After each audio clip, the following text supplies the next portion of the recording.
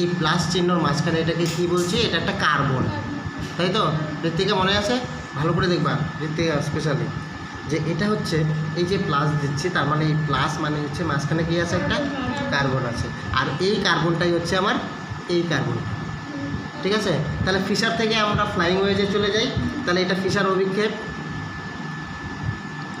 Fisher অভিক্ষেপ, এখান থেকে আমরা ফ্লাইং ওয়েজে যাব। সেটা কোনো কারণ আছে ফিশার নাম রাখার? কারণ বিজ্ঞানী ফিশার হচ্ছে এটার গঠনটা দিয়েছে। বই নেই স্যার? হ্যাঁ, বই নেই তো। তোমরা বায়োলজিতে তালাচাবির মতবাদ পড়ছো? না শুরু হয়নি স্যার। আচ্ছা যাই হোক, ওইখানে আছে ফিশার আর কেমিস্ট একজন, উনি তালাচাবির মতবাদটা দেয়। তো যাই হোক, ল্যাকটিক অ্যাসিডের সংকেতটা আমি বলছি, CH3 CHOH COOH, এটা হচ্ছে ল্যাকটিক অ্যাসিডের সংকেত। দুধে পাওয়া যায়? হ্যাঁ তো ঠিক আছে, তাহলে এই ল্যাকটিক অ্যাসিড এটা হচ্ছে সংকেতটা, তাহলে CHOH আর COOH এটাকে আমরা ফিশার হিসাবে আমরা দেখো এই কার্বনটাকে আমরা পাচ্ছি কাইরাল কার্বন। কেন বৌবনিক কাইরাল কেন বলছি? আলাদা আলাদা অপ্রতিসম কার্বন। দেখো কার্বনের এই একটা হাতে CH3 আছে, এই একটা হাতে H আছে, একটা হাতে H আছে, ওই হাতে আবার OH আছে, আবার এই হাতে দেখো COOH আছে। বুঝতে পারছো? তাহলে এটাকেই আমরা এখন ফিশার প্রজেকশনে করছি। দেখো COHটাকে উপরে দিলাম, HOH। তাহলে এটাকে আমরা বলছিলাম এইখান থেকে ফ্লাইং ওয়েজ করার একটা নিয়ম বলছিলাম না? ফ্লাইং ওয়েজটা কী করে করব বলছিলাম, যে একটা দুইটা তল দিব, একটা তলের উপরের দিকে, একটা তলের নিচের দিকে। এর থেকে অসুবিধা হলে বলবা, হ্যাঁ, যে কোনটা কি তলের উপর নিচে কি মানে কি, যে এই একটা তলের মধ্যে আমার এটা আছে, ঠিক আছে? এই যেটা আমার হাত, ধরো এই হাতের এদিকে একটা, এদিকে একটা, দুইদিকে দুইটা জিনিস আছে। যখনই আমি হাতটাকে এরকম বেঁকায় দিচ্ছি, তখন এই দুইটা দিক ছিল, একটা তলের উপরের দিকে চলে যাবে, একটা তলের নিচের দিকে চলে আসবে। তাহলে এই যে এখানে OH এটা কোথায় আছে? এদিকে। হ্যাঁ, সবসময় বলছি যেটা হচ্ছে ভেতরের দিকে রাখবো। দেখো এটাকে আমি কীভাবে বেঁকাচ্ছি, এই হাতটাকে আমি এরকম ছিল আগে, হ্যাঁ, এই হাতটাকে তাহলে আমি এরকম বেঁকায় দিলাম। তাহলে এই যে ভিতরের দিকে যেটা থাকে সেটাকে কোথায় নিয়ে আসবো? খাম্বাতে নিয়ে আসবো বলছিলাম আগের দিন। তার মানে এটা অ্যাবভ দ্য প্লেনে চলে আসবে কে? OH, আর বিলো দ্য প্লেনে চলে যাবে কে? H। এই জায়গাটা বোঝো ঋত্বিকা, খুব ইম্পর্টেন্ট। দেখো এই হচ্ছে আমার, এটা ছিল OH, ঠিক আছে, আর এটা হচ্ছে হাইড্রোজেন। তাহলে হাইড্রোজেনটাকে কলম, এটা হচ্ছে আমার ফিশার প্রজেকশন। দেখো এটা মাঝখানে কার্বন, এটা H, এটা COOH, এটা হচ্ছে CH3, আর এইটাতে হচ্ছে কি আছে? OH, lactic acid. ঠিক আছে, যখনই আমি এরকম এটাকে ঘোরাবো, ফ্লাইং ওয়েজ করবো, 3 ডাইমেনশনালি প্লট করবো, তখন এরকম হয়ে যাবে। সঙ্গে সঙ্গেই এটা উপর তলের উপরের দিকে চলে আসলো, আর এই হাইড্রোজেনটা তলের নিচের দিকে চলে যাবে। বুঝতে পারছো? এই যে এই খাম্বাটা, যেটা এই খাম্বাটা দিয়ে বোঝাচ্ছি আমি কি, এটা হচ্ছে তলের উপরের দিকে, তলের উপরের দিকে, আর এটা হচ্ছে তলের নিচের দিকে। বুঝতে পারছো? এই যে এটা হচ্ছে আমার, এটা হচ্ছে আমি এই সংকেতটাকেই আমি এখানে ফিশারে লিখলাম, এইখানে লিখলাম ফ্লাইং ওয়েজে। দেখো বুঝতে অসুবিধা হচ্ছে কি এইটুকু জায়গাতে? অসুবিধা নেই তো এইটুকু জায়গার মধ্যে ভাষাতে? বোঝা গেল? তাহলে আমি ফিশারও দেখলাম, ফ্লাইং ওয়েজও দেখলাম। এবার কিছু ইম্পর্টেন্ট কথা বলবো। এই তোমার এই যৌগগুলি আমরা দুইটা ভাগে ভাগ করব। একটা হচ্ছে আলোক সক্রিয়, একটা হচ্ছে আলোক নিষ্ক্রিয়। যেরকম এই যে মোবাইলের লাইটটা আমার হাতে পড়ছে, আমার হাতে কোনো রকম রিয়াকশন পাচ্ছি? তাহলে আমার হাতগুলো কি, এই আমার হাতের এই স্ক্রিনটা কি আলোক নিষ্ক্রিয়? কিন্তু যদি চোখে পড়ে চোখটা বন্ধ হয়ে যাবে, তাহলে আলোক সক্রিয়। যখন এই যৌগগুলোকে আমরা পোলারিমিটার টিউবের মধ্যে নেব, পোলারিমিটার টিউব মানে যেখান দিয়ে আমরা লাইট পাস করতে পারি, কি হয়? একটা ছোটো কিছু জিনিস আছে এরকম,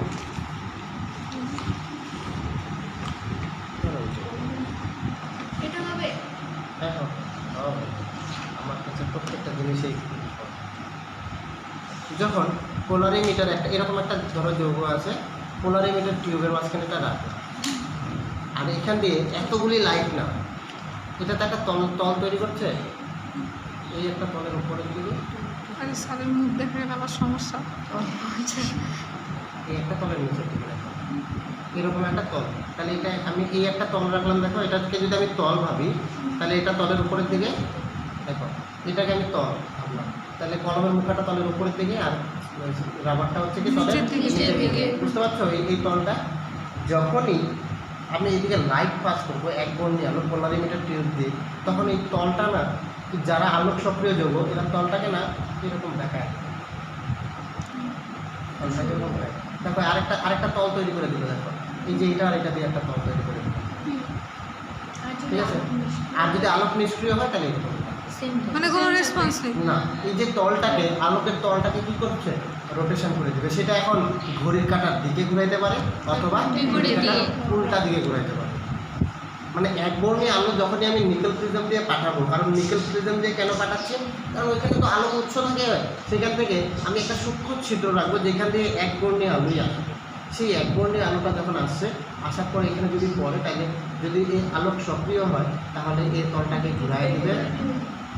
এই দেখো এটা একটা তল আমি কল্পনা করতে পারি, এটা কোন দিকে ঘুরাইলাম, তাহলে আমি ঘড়ি কাটার দিকে ক্লকওয়াইজ, অথবা এটাকে আমি এরকম অ্যান্টি ক্লকওয়াইজও কিন্তু ঘুরিয়ে দিতে পারি, ঠিক আছে? তাহলে এই তলটাকে এই একবর্ণী আলো এই যে এই গঠনটার যে তলটাকে যে ঘোরাচ্ছে, এটাই হচ্ছে এর থেকে আমরা বুঝবো যে কোনটা আলোক সক্রিয় কোনটা আলোক নিষ্ক্রিয়। যেগুলি অপ্রতিসম কার্বন থাকে যেখানে, সেখানে কিন্তু আলোক সক্রিয়তা হওয়ার চান্সেস সব থেকে বেশি, ঠিক আছে? সব থেকে চান্সেস বলছি কারণ এক দুটা ব্যতিক্রম আছে যেটাই পরীক্ষায় আসে। বোঝা গেল কথাটা? তাহলে এখান থেকে অপ্রতিসম হলে সক্রিয়, অপ্রতিসম হলে ম্যাক্সিমাম সক্রিয় হয়। এর জন্য এই যে এই ল্যাকটিক অ্যাসিড এটা কিন্তু আলোক সক্রিয়। কেন আলোক সক্রিয় কেন বলছি? কারণ হচ্ছে এই আলোর তলটাকে ঘুরিয়ে দেয়। এবার কোন দিকে ঘোরাবে সেটার নিয়ম বলছি। এই দেখো এখানে এটা কি কাইরাল কার্বন, ল্যাকটিক অ্যাসিড, এটাকে আমরা কি বলছি? স্যার এই যে ঘড়ির দিকে বা বিপরীত দিকে বলছি সব বলবো না, বলছি তো, দাও না, পজিটিভ আর নেগেটিভ মানে বলছি তো, ওগুলোই তো বলবো। দেখো আমি জানি নাকি, আমার মনে আছে। তাহলে দেখো আলোক সক্রিয় নিষ্ক্রিয়, এটা হচ্ছে কাইরাল কার্বন, এটা হচ্ছে বলে আলোক সক্রিয়। তাহলে আলোক সক্রিয় যখনই বলবো তখন এটা হচ্ছে দুইটা ভাগ চলে আসবে, সক্রিয় আলোক সক্রিয় দুইটা ভাগ। কি কি তার মানে কি, যখনই লাইট পড়বে এটা দুইটা ভাগে ভাগ হয়ে যাবে, মানে সরি দুইটা দিকে ঘূর্ণন হতে পারে, either positive direction or negative direction. যখন আমরা এটাকে হচ্ছে ঘড়ি কাটার দিকে ঘুরবে ক্লকওয়াইজ, তখন এটাকে আমরা বলবো হচ্ছে ডেক্সট্রো রোটেটরি, ডেক্সট্রো রোটেটরি। বাদ দাও, মনে রাখতে হবে না, ডি মনে রাখতে হবে, ঠিক আছে? বা প্লাস, যখন ক্লকওয়াইজ ঘুরবে তখন হচ্ছে প্লাস, ঠিক আছে? আর যখন অ্যান্টি ক্লকওয়াইজ অঙ্কের ভাষার একদম উল্টো। মাইনাস, ঠিক আছে? এবার প্লাস মাইনাসটা আমি পরে বলছি। যদি ক্লকওয়াইজ ঘুরে তাহলে প্লাস, অ্যান্টি ক্লকওয়াইজ হচ্ছে মাইনাস। এটাকে এলও বলে অনেক সময়, লিভো রোটেটরি, ঠিক আছে? এল হয় ম্যাক্সিমাম কেসেস আমি বলছি বারবার করে, ম্যাক্সিমাম কেসেস। এখানে আমরা বোঝাবো এটা, এই যে এটা একটা ল্যাকটিক অ্যাসিড, এটা কি আলোক সক্রিয়, কিন্তু এর প্লাস না মাইনাস, ডি কি এল, সেটাই আমরা বুঝবো, ঠিক আছে? সবসময় মনে রাখবা, আমি এখন লজিক চলে আসবে, ঠিক আছে? নিচের দিক থেকে উপরের দিকে যাবা। আর সবসময় ফিশার প্রজেকশনে একটা জিনিস মনে রাখবা, সেটা হচ্ছে হায়ার অক্সিডেশন গ্রুপটাকে উপরে রাখবে। এখন শুধু কথাটা মনে রাখো, তারপরে ডিটেলস বলবো। হায়ার অক্সিডাইজিং গ্রুপটাকে হচ্ছে উপরে রাখবে। চূড়াতে কে থাকবে? Higher oxidising group. আমি যখন হাইড্রোকার্বন করাবো তখন বলবো যে হায়ার অক্সিডাইজিং কেন বলছি, ঠিক আছে? আপাতত ভাবো যে হায়ার অক্সিডেশন মানে যেটা বেশি জারিত হয়ে আছে ওইটাকে হচ্ছে আমরা সবার উপরে রাখবো। তাহলে এখানে একটা কাইরাল কার্বন আমি পাচ্ছি, এটা কিভাবে বুঝবো স্যার জারিত হয়ে আছে নাকি? বলবো তো, পরে বলবো। কারণ এখানে একটা কার্যকরী গ্রুপ আছে। আমরা অ্যালকোহল, অ্যালডিহাইড, কার্বক্সিলিক অ্যাসিড, এটা একটা জারণের প্রভাব পাই। তো বাদ দাও, ওইসব মনে রাখার দরকার নেই। তুমি নিচ থেকে যাও, প্রথম কাইরাল কার্বনটাকে ফোকাস করবে। এই নিচ থেকে যাচ্ছ, প্রথম কাইরাল কার্বন কোনটা? এটা। এখানে একটাই কাইরাল কার্বন। এই কাইরাল কার্বনে দেখো দুইটা গ্রুপ আছে, একটা OH গ্রুপ, একটা H গ্রুপ। ঠিক আছে, এটা একটা প্রায়োরিটির অর্ডার হয়, এটা পরে বলবো। এই প্রায়োরিটির অর্ডারে দেখো এই OH-টা কোন দিকে আছে? এই দুইটা প্রায়োরিটি অর্ডারের মধ্যে আমি বলছি প্রায়োরিটি OH গ্রেটার দেন হচ্ছে H। এইচের প্রায়োরিটি সব থেকে কম, এটা মনে রাখবা। এইচের হ্যালোর প্রায়োরিটি, থেকেও কম? হ্যাঁ, হ্যালোর থেকেও কম? হ্যালো পরে আসবে। হ্যালো সব থেকে বেশি এই ক্ষেত্রে আমার প্রায়োরিটি। এই ক্ষেত্রে হ্যালোর প্রায়োরিটি বেশি। ঠিক আছে, তো যাই হোক, এটা হচ্ছে রোটেশন, তো অপটিক্যাল আইসোমারিজম বলছে, তো এর জন্য এই ক্ষেত্রে হ্যালো প্রায়োরিটি সব থেকে বেশি। এই ক্ষেত্রে OH-এর প্রায়োরিটি দেখো সব থেকে বেশি। হ্যাঁ, এই জন্য OH-টা কোন দিকে আছে বলো তো? বাড়ি এইখান থেকে আমি উপর দিকে যাচ্ছি। OH-টা কোন দিকে? ডান দিকে। তাহলে ডান দিকে ইংরেজিতে ডান লিখলে কি লিখবো? DAN। এখান থেকে ডান নিয়ে আসবো, এটা D। কি শর্টকাট। ঠিক আছে, দেখো নিচের থেকে প্রথম কাইরাল কার্বনটা যাচ্ছে, প্রায়োরিটি গ্রুপটা কোথায় পাচ্ছি? ডান দিকে, এর জন্য এটা হচ্ছে D। তাহলে এটা, দুইটা তাহলে এটা বলো, এটা কি?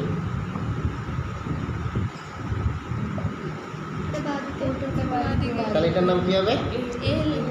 L বা মাইনাস ল্যাকটিক অ্যাসিড। স্যার হাইড্রোজেনটা?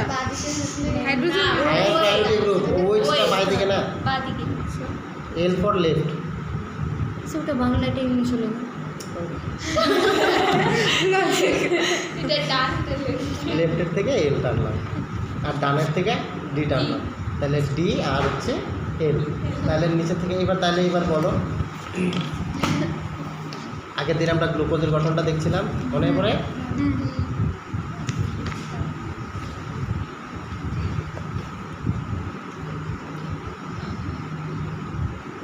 তাহলে চারটা আমরা এসে দেখছিলাম।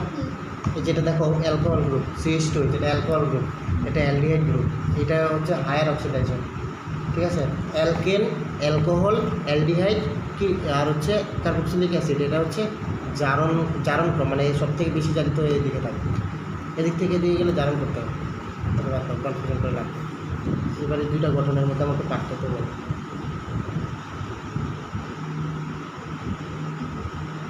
খুব মজাদার কথা, এখানটা একটা মজাদার জিনিস বলবো। চলে যাবে। দেখা যাচ্ছে তো সবার? বলো এটার নাম। এটা গ্লুকোজ, এটা কিন্তু গ্লুকোজ। তাহলে এটা বলো, এটা কি গ্লুকোজ আর এটা কি গ্লুকোজ? ও একটা বলা হয়েছিল এর গ্লুকোজেন। তাহলে বলো এটা কি গ্লুকোজ? দেখো এটা গ্লুকোজ, আর এটা কাইরাল কার্বন, এটা কাইরাল কার্বন, এটা কাইরাল কার্বন, এটা কাইরাল কার্বন। তাহলে এটা মৌবনি বলো, এটা কি গ্লুকোজ বলবো? D বলবো না N বলবো?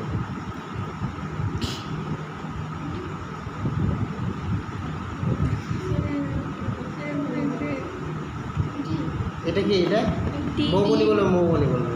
তাহলে দেখো এদিক থেকে তুমি নিচের থেকে প্রথম কাইরাল কার্বন কোনটা? এটা এখানে তো অনেকগুলো কাইরাল কার্বন, তাহলে আমি প্রথম কাইরাল কার্বনটাকে দিচ্ছি। তাহলে এদিক ডান দিকে আছে, তাহলে কি হয়ে যাবে? D glucose. তাহলে এটা কি? নিচ থেকে প্রথমটা দেখতে লাগে। হ্যাঁ, নিচ থেকে প্রথম, এটা হচ্ছে এটা হ্যাঁ বলো। বাকিগুলো দেখার দরকার নাই, ওগুলো অন্য জিনিস, ওগুলি পরে বলবো 12-এ।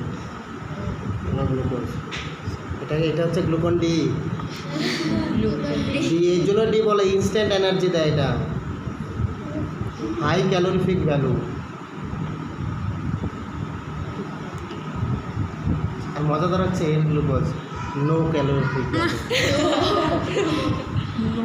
তার মানে সুগার ফ্রি।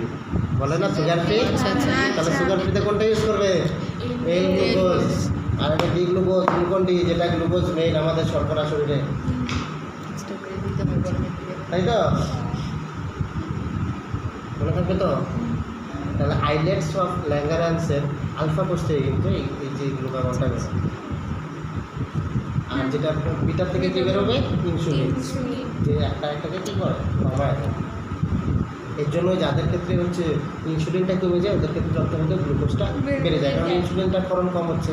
আর ওই আলফা গ্লুকাগন যেটা ওটা তো বাড়তেই থাকে। তখন তো এল গ্লুকোজটা দেওয়া হয়। না, তখন ওই যে মানুষ এল গ্লুকোজ খায় কেন, তার কারণ ওটা ক্যালোরিফিক ভ্যালু নাই, সুগার ফ্রি। Sugar free. মনে থাকবে এবার? তাহলে দেখো, তাহলে ডি এল বোঝা গেল তো। হ্যাঁ, এইবার প্লাস মাইনাস, তাহলে এবার বলছি ডি মানে হচ্ছে প্লাস। দক্ষিণাবর্তী, ডেক্সট্রোরোটেটর বলছি না, দক্ষিণাবর্তী। দেখবা হচ্ছে ওই ঘড়ি কাঁটাটা দক্ষিণ দিয়ে ঘোরে, আর এটা হচ্ছে বামাবর্তী, বামাবর্তী। রাজনীতি দেখো না, দেখো হ্যাঁ। একটা বলা হচ্ছে বাম আর একটা ডান, হ্যাঁ, একটা দক্ষিণপন্থী বলে কিন্তু। হ্যাঁ, কংগ্রেসের মধ্যে দুজন দক্ষিণপন্থী নেতার কেন নাম। তোমরা ইতিহাসের শেষের দিকে পড়ছো না, যখন সংবিধান তৈরি হচ্ছিল তখন কিছু হচ্ছে এই এখানে হচ্ছে মেইন হচ্ছে স্পিকার বসছে, ঠিক আছে। যারা হচ্ছে বাঁ দিকে বসে সাপেক্ষে তাদেরকে বলে বামপন্থী, আর তাদের যাদের ডান দিকে বসছিল তাদের বলতে ডানপন্থী। ওইখান থেকেই আসে। কংগ্রেস যখন ওই খসড়া কমিটি যখন তৈরি হচ্ছিল সংবিধান সময়, তখন যারা ডান দিকে বসছিল ওদের বলে ডানপন্থী। এর জন্য কমিউনিস্টরা, তারপরে হচ্ছে আরও বিভিন্ন যে সামাজিক দল মানে আঞ্চলিক দলগুলো ছিল ওগুলো বাম দিকে বসছিল, এর জন্য ওদের বামপন্থী বলে। আর আইএনসি, তারপরে আরও কাজ আমি ভুলে গেছি।